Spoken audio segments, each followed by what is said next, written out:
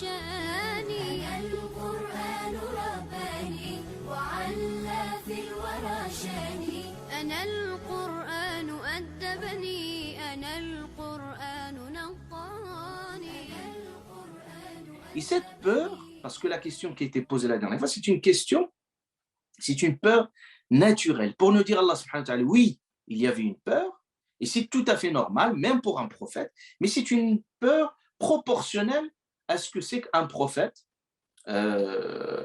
c'est-à-dire à la hauteur d'un prophète, parce que les prophètes, ils ont une forme de résistance, une capacité aussi de dompter leur peur plus que n'importe quel humain ordinaire, mais ça n'empêche qu'ils sont aussi, ils sont traversés également par les mêmes sentiments que n'importe quel humain. Sinon, pourquoi ils vont servir de modèle si ces prophètes-là ne sont pas traversés par ces sentiments? Donc, vous voyez que la peur, la tristesse, etc., on voit qu'ils sont omniprésents aussi dans le Coran al-Karim, même au sujet des prophètes. Donc, la peur, il est naturel parce que c'est un instinct de survie. C'est-à-dire, même nos réactions, vous voyez que, parce que c'est un instinct de survie, même nos réactions face à la peur, par exemple, si vous avez peur de quelque chose, quelqu'un qui frappe à votre porte ou vous avez vu quelque chose, instinctivement, vous allez réagir. Vous avez vu une image, par exemple, affreuse ou un animal féroce qui va vous attaquer, vous développez des stratégies de défense qui sont naturelles.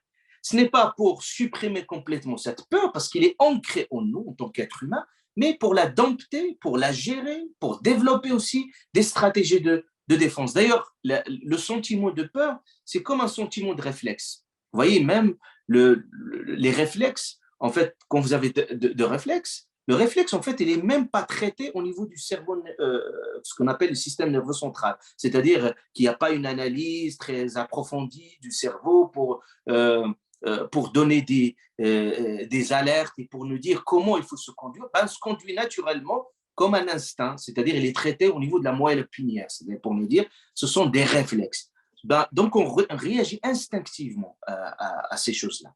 Et on a l'exemple de Sayyidina Moussa alayhi salam, qui illustre parfaitement cette situation. Vous voyez que Sayyidina Moussa alayhi salam, il avait son bâton.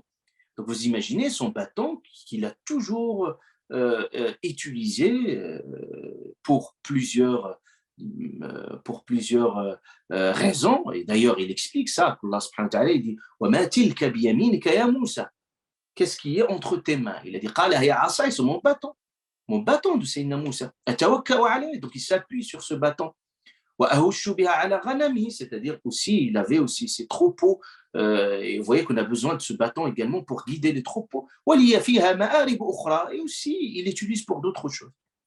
Et d'un seul coup, en fait, Allah subhanahu wa ta'ala lui demande de jeter, bien entendu, c'est-à-dire ce bâton, et puis ce bâton, il lui a dit reprends-le. Et puis, quand il voit le bâton, il se transforme en un serpent. Vous imaginez, c'est un événement incroyable et impressionnant et miraculeux. Donc, ça fait peur.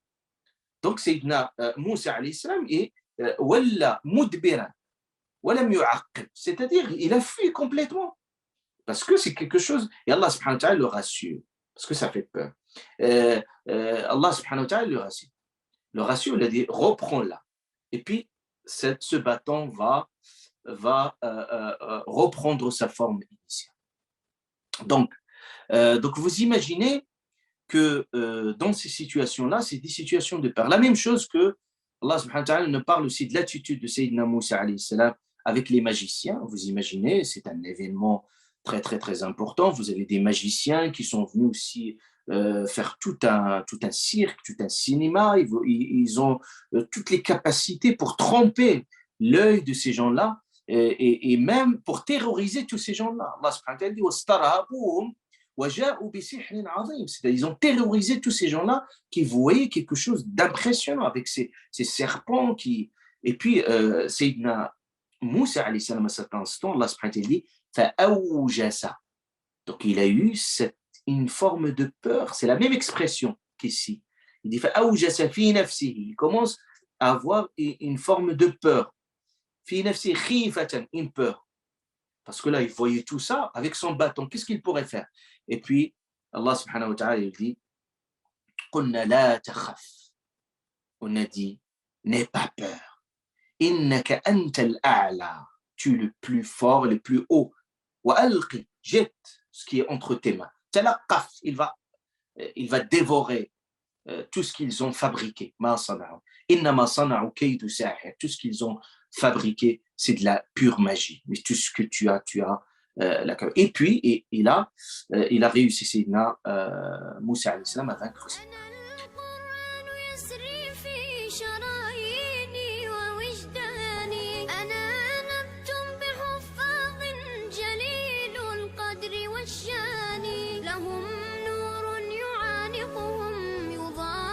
شمس أزمان